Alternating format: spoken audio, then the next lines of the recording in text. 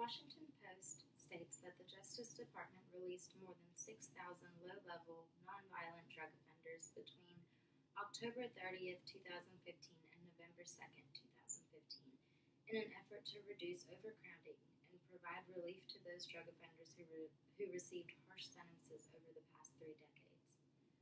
This was the largest one-time release of federal prisoners that the country has ever witnessed. Prisoners who are re-entering into society are not given enough financial support to even begin their new lives or take on the responsibilities that have been awaiting them. Today I will explain why ex-offenders who are re-entering into society from prison should be provided with more opportunities to readjust into society. This topic can relate to almost everybody, because several of us either know people that have suffered injustice like this, or we know someone who has a relative or friend who has suffered the same. According to the National Institute of Justice, former offenders often struggle with substance abuse, financial problems, lack of adequate education and job skills, limited housing options, and mental health issues. Today we will be discussing how ex-convicts could have better opportunities to contribute to society and have a smoother transition back into the community if they're provided with the adequate general and financial means to begin their new lives.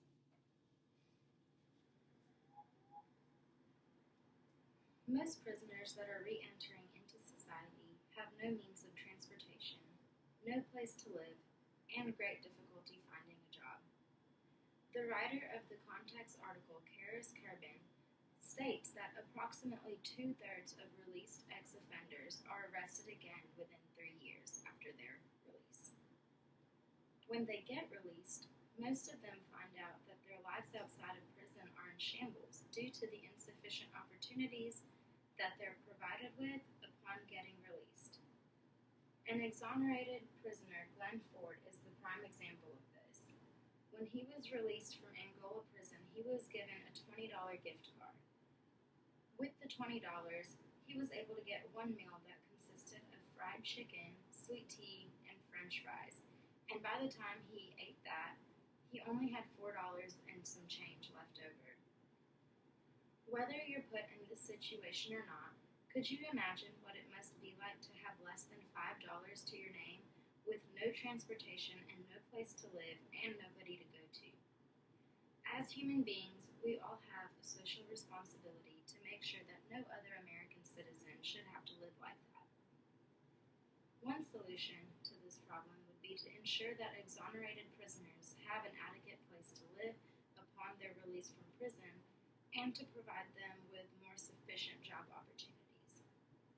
If prisoners were provided with a place to live and just a little bit of extra money to have, A, they would not be out on the streets, and B, they would not have to demean themselves to selling drugs or doing any other criminal activities in order to make a living.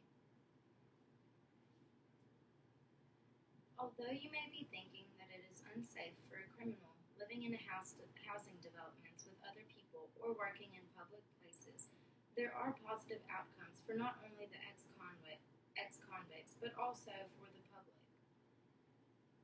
Ex-offenders with proper living arrangements and jobs are more likely to stay out of prison and get back to their communities, according to John Oliver. If we allow the unfair treatment and minimal opportunities for ex-convicts to continue, it will keep circulating round and round. It will eventually be a repetitive cycle of prisoners leaving prison, repeating their crimes, and then going back to prison. Allowing ex-offenders to better their lives by having a job and a place to live will decrease the crime rate of those who are released from prison. Today we have examined the problem of ex-offenders who re-enter into society and are faced with extremely harsh conditions and little to no aid in bettering their lives.